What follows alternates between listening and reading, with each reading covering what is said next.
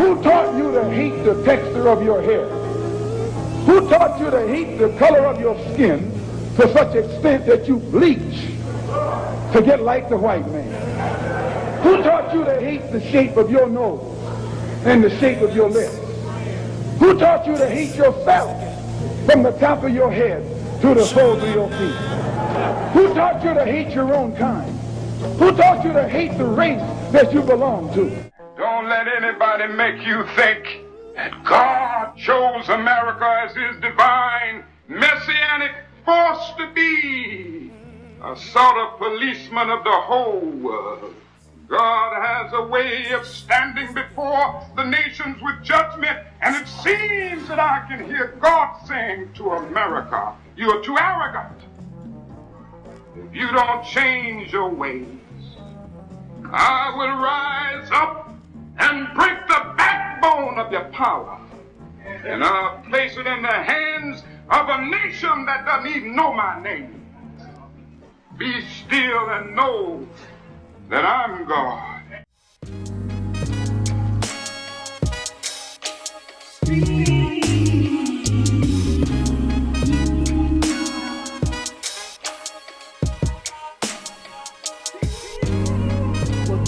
Talk. My name is Ahmad Chakaraka, and on Street Talk, we talk about political, social, and economics here in Michigan, the U.S., and abroad. Now, joining me tonight is Ms. Liz Taylor. Good afternoon. Great. It's been a while since you was. A few years. It's been a few years. Yes, it has. Yes. It's just so great to get you on again. We're going to make sure it won't be that long again. Okay. All right. I look forward to it. Yeah, keep me busy. Yes. Now, I noticed for the last year or so, reparation has come back in, and it's like... people have talked about it. Yeah. Or mentioned it. Yeah. But they haven't discussed it. Right. And I always, when me and Dennis and Chuck, we be talking,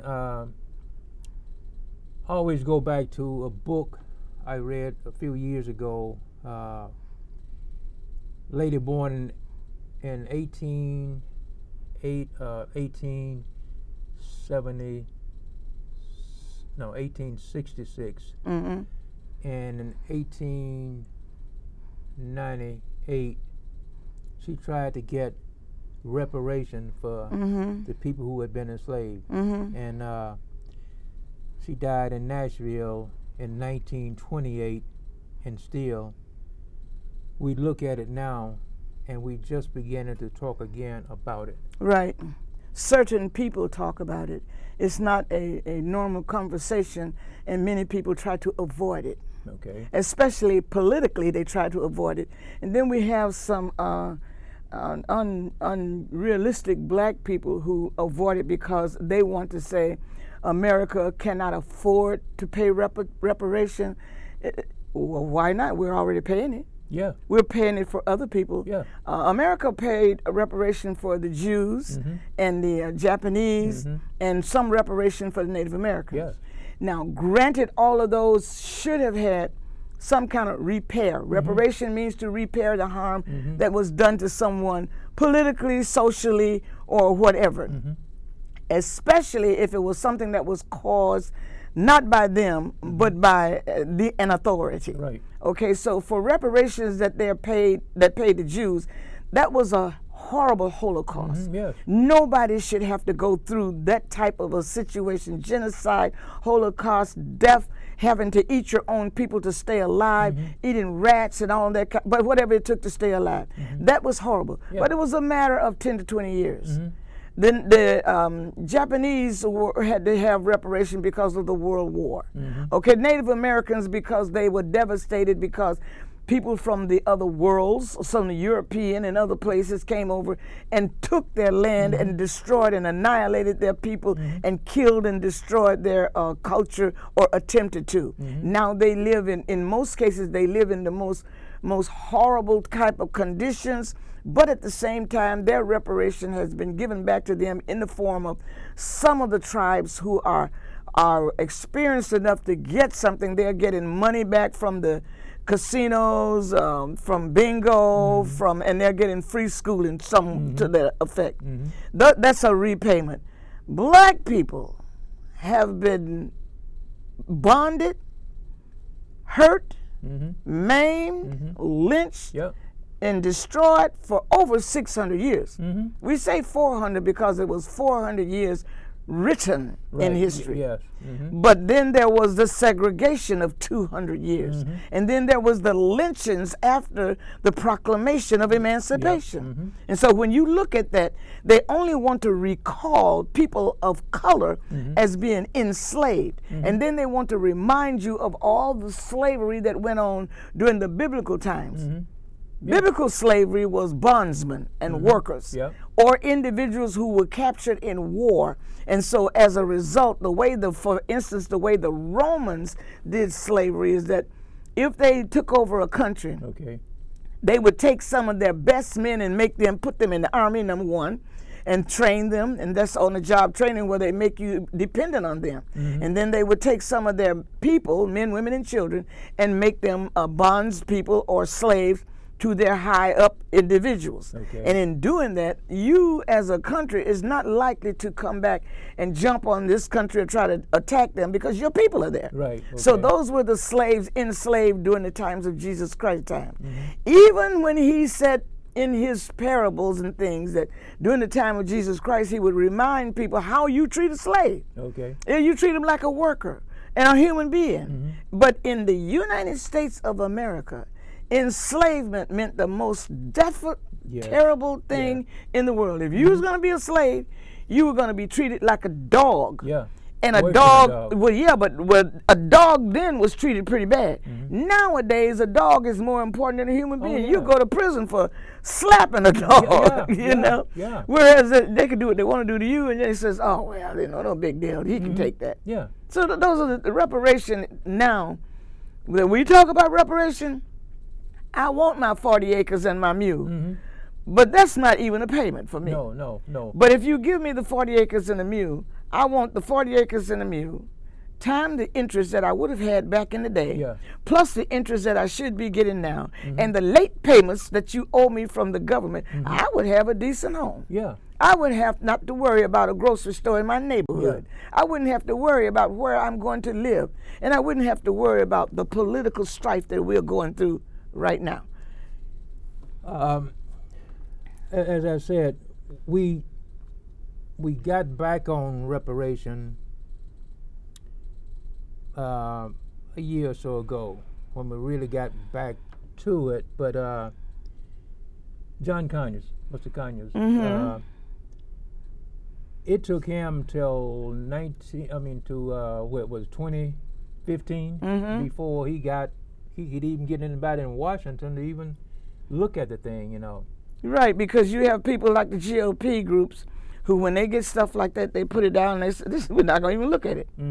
We're not going to look at it. They did not think about it at all when Obama was in. They did when Bush was in. It was not a discussion. The only reason, in my opinion, that reparation is an issue now is because you have a conscious person that is not necessarily politically correct, but he is spiritually correct. And in his mind, as a Catholic, he believes that there are certain ways to treat people so that he can maybe get his Catholicism to get him to where he wants to be, because he himself has gone through a lot. Because back in the day when Kennedy was a president, he was Catholic, and that was unheard of to have a Catholic lead America. A Catholic, a black person, a Jew, a Native American, Hispanic. No way. You had to have what they thought of as a lily white background. Well, let's just look at that. Let's go back to the Proclamation of Emancipation. When you go back to the Proclamation of Emancipation, there were actually 3 known versions of the proclamation. The first version of the Proclamation of Emancipation actually freed serfs, orphans, and indentured servants. All of those were whites that came from Europe. Yes. So right now when they're talking about an ex-slave, they're only talking about people of color. But the person sitting next to you that is professing to be Caucasian or white, which I say have pink and red skin, they are actually descendants of those who came over on the Nina and the Pinta Maria and so on and so forth. Right. And you think about it now, to be a serf, for first of all, you have already been cheated out of your land because you're a farmer coming from Europe, and the landlord there has demanded that you pay them taxes. Yes. You have no clue of what they're talking about because you can't read and write. Right. Yes. Yes. Can't read and write, and so they demand that you pay X amount of money. You pay X amount of money, or else you owe them your service time to work for them, so they can take your land and take your children and take you where you want to. Those were the serfs. And the indentured servants were those individuals who said, okay, if you take me across the ocean, or if you do this for me, I'll repay you. And the way I repay you, I will do so much work for you, or will do a certain type of work for you. Now these two, they were unskilled people, uneducated mostly. So for that, then you got the cream of the crop bringing the uneducated, unskilled white people over to work for them. And you think about it, the cream of the crop have always been lazy, do-nothing bootleggers who don't always got somebody else to do the job for them.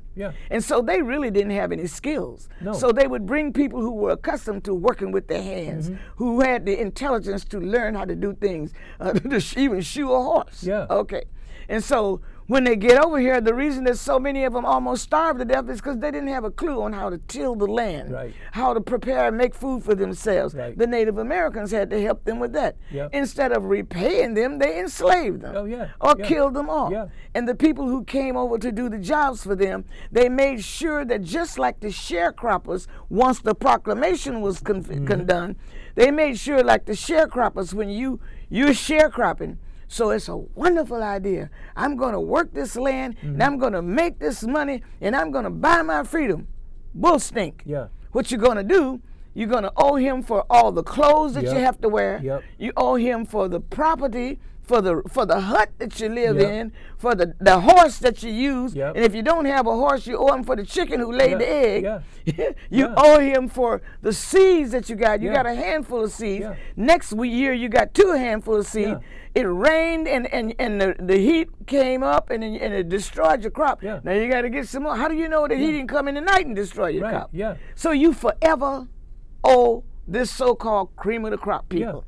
And in owing them forever, that means you will never ever pay your way out. So the indentured servant and the serfs, who were white Europeans, were going to be indebted to those individuals from England, France, and Spain, and Russia forever, and their children's children. If you go back and go to the internet, they will tell you what the serfs were. You go back now to the old books, they'll tell you the indentured servants. Then they'll tell you about the orphans that they also brought over here. Orphans would never be free because they had no relatives. There was nobody to fight for them. So the first part of the Proclamation of Emancipation said they would release those individuals from bondage. Now, they thought they were doing a really great deal because this Republican president did just that. And in releasing them, many of them went to the North. That automatically changed the manpower for the North. And changing the manpower automatically changed the war of South against North against the South. And when they rewrote it the second time, 1863, then at that point they said, we're only going to free the people who are held in bondage in the succeeding states. Because we want to cement the states back together. We want to keep the states as the United States. There was only a few of them anyway. And so when we keep them as the United States, we're going to free the blacks that's in there. But some of the blacks were already forced to fight with the Confederate. But so when they freed those black, there was 200,000 that was still left in captivity. And there were 80 million in the northern states that were already fighting against the South that were in captivity. So that these individuals that was freed in 1863, they were the ones who also said, I'm not going to go and stay here. I want my freedom. Some of them went to the North. Again, changing the manpower, which again changed the side of the war.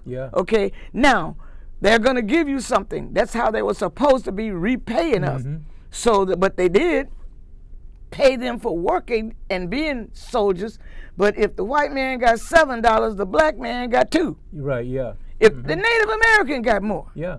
And then when they won certain portion of the wars, they got nothing because they were eliminated with friendly fire. Yeah. Okay, still doing that bull stink. Oh, still friendly fire.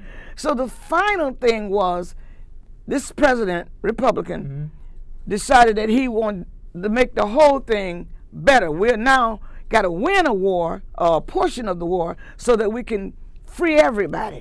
And that's what they did. When they won the portion of the war and freed the rest of the community, then that's when they sent Granger down in 1865 to say, let the rest of them go. Yeah. Now, in 1865, that's when we developed the term Juneteenth. Yeah. So let's go back to reparation. Yeah. How are you going to repair 400 years of enslavement, years of this segregation, and all of the time that we are constantly fighting, you are always treating us like the gum on your shoe. That's it. But we are paying taxes. Yeah. Like and the taxes that you use is paying back the reparation. Come on. Yeah. You're repairing the Jews, the Japanese, the Native American from tax money that we pay. Yeah. But we don't get any of it. No. Okay, so we'll go along with that for now. So now that we've got this, you got the 13th and the 14th and the 15th Amendment, correct? Yeah. Which says what? You can be free as long as you don't commit a crime. Yeah. Yeah. What do?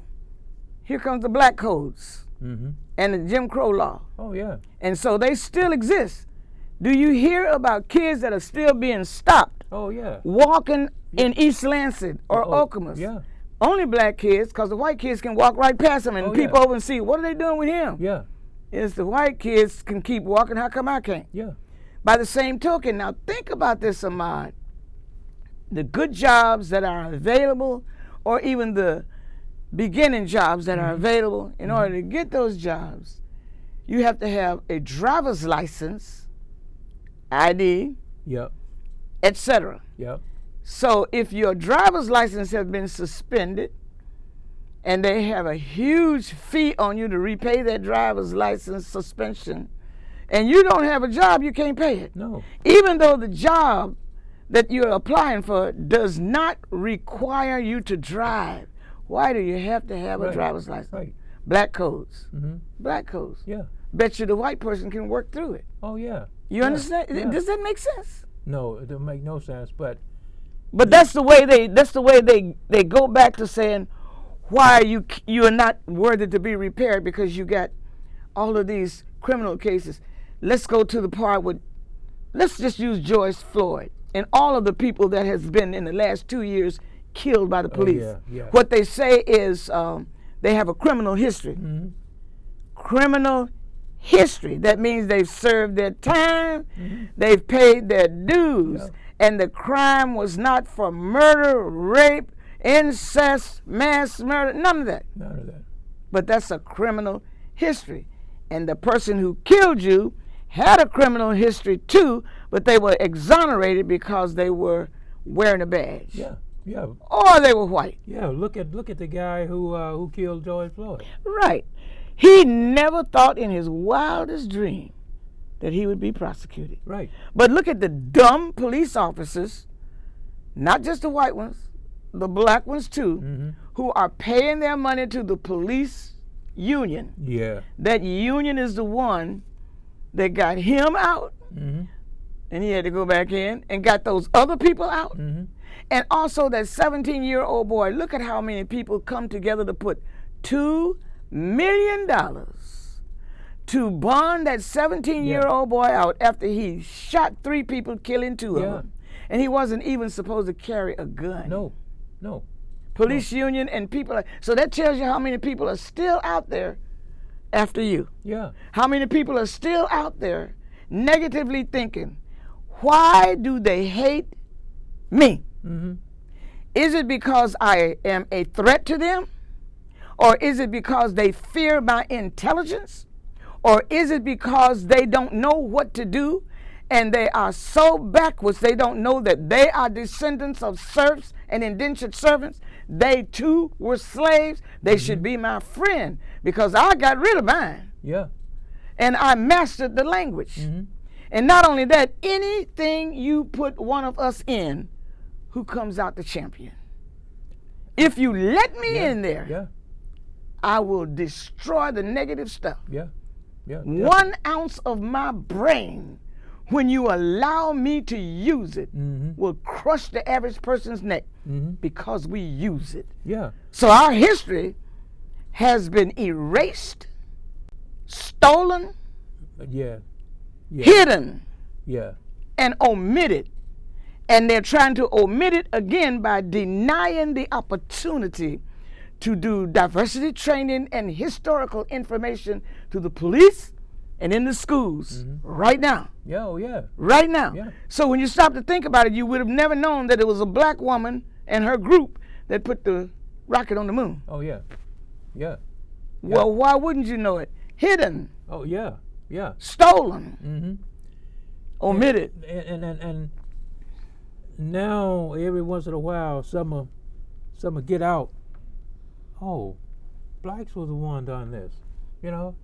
But they don't believe it. Oh no. I did a workshop at one of the state buildings not too long ago. In that workshop, I used Granville Woods. You're probably familiar with Granville Woods, and Thomas Edison. Okay. Granville Woods was called Black Edison. Okay. In reality, Edison should have been called White Granville Woods. Because Edison had a hearing disability, and he also had difficulty keeping a job. And he was working as a young man as a footman, or which is another word for a porter, on a train that Granville Woods was working on. And on that train, Granville Woods invented a carbon voice machine to allow him to talk to the engineer from the caboose. And he also invented an activity that would allow him to do Morse codes on multiple over the lines. Okay. And so when Thomas Edison lost that job and other jobs, and then he opened a plant, he was funded by John D. Rockefeller to come up with an electric light. And at the same time, he was working with Alexander Graham Bell to come up with the voice machine that he saw, heard, and knew of from Granville Woods. So the electric light and the Morse codes over the wires was supposed to be a one line, but then he came back with the 2 or 3 lines that Granville Woods had already done. So he called it a telegrapher, which was a telegraph, which Granville Woods had already made 333 lines of. So in the back of that building was a man by the name of Louis Latimer, who worked with a guy from Germany to put the filament inside a globe. That's what they call the light bulb, a globe. And that globe then was to light the streets of New York. That's what John D. Rockefeller commissioned him to do. And that was to get rid of the whale oil lamps and the gas lamps, because people were getting injured with the whale oil lamps would break, that oil would burn people, or the gas would create a problem as well. And so Thomas Edison then had these 2 guys working on this one globe. The German told him that the machine and the stuff that he was using was inadequate, and it wasn't allowing the arch of the electricity to last long enough, and it was burning out the wires. But he wouldn't listen. So the German guy left and started GE by himself. And so Louis Latimer continued to stay back there, and he ended up with 2, if you look inside, 2 little thin filaments that are tungsten steel with a little wire that goes over that. Still use them, that cause the light bulb, which came out as a globe. And that's how they put the streets of New York, lit them up, by this man Louis Latimer. Who was the one to expose that? Well, Bush Beer Company. They're the ones that sent me the information on the history of Louis Latimer. And then they go back and show where Granville Woods actually sued Thomas Edison and Alexander Graham Bell twice for his projects of the voice machine and the telegraph. And during that time, it was unheard of a black man suing white folks for anything and living. And not only did he sue them, he won it. It's in the law books. So they can't erase it because, you know, they keep that forever in the law book. Right. So, and then on top of that, then Granville Woods do the electric switch, the galvanized battery. Where's a car going to go without the battery? No place. You know, where's the car going to go without the engine stuff or the gear shift and all of that? Right. Those are people of color Yes. who invented these. Our history is erased, Oh, yeah. hidden, Yes. ignored, Yeah. and omitted, so that when they erase and annihilate the fact that they themselves are descendants of serfs and indentured servants, then they want to say, you poor thing, you are a slave. But remember this, the slaves that was over the black people who were in Africa had a language, a written language. And when they came back over here, brought and forced to come over here, the reason that they made you drop your name and wouldn't let you learn how to read is because you'd find out all about yourself. Yep. And where'd you find it out from? From the book that they used as their book of learning. They used the Bible as the book of learning when they first came over here from England. Wonderful. That book of learning has the first people in there was Moses, a Hebrew. Jesus Christ, a Hebrew. Moses, going through the rushes, went to the Egyptian woman, a black woman. How else was he able to hide in that Pharaoh's area? The Pharaoh was called the king of the sun. People in Egypt and Ethiopia and Cush was called people whose skin been kissed by the sun. What does that mean? Yep. I'm not white. I'm not pink. Yep. I'm brown and black. Yeah. Stolen, Yeah. hidden, Yeah. and omitted. And they're trying to omit it again by denying the opportunity to do diversity training and historical information to the police and in the schools right now. Yeah. Oh, yeah. Right now. Yeah. So when you stop to think about it, you would have never known that it was a black woman and her group that put the rocket on the moon. Oh, yeah. Who taught you to hate the texture of your hair? Who taught you to hate the color of your skin to such extent that you bleach to get like the white man? Who taught you to hate the shape of your nose and the shape of your lips? Who taught you to hate yourself from the top of your head to the soles of your feet? Who taught you to hate your own kind? Who taught you to hate the race that you belong to? Don't let anybody make you think that God chose America as his divine messianic force to be a sort of policeman of the whole world. God has a way of standing before the nations with judgment, and it seems that I can hear God saying to America, you're too arrogant. If you don't change your ways, I will rise up and break the backbone of your power, and I'll place it in the hands of a nation that doesn't even know my name. Be still and know that I'm God.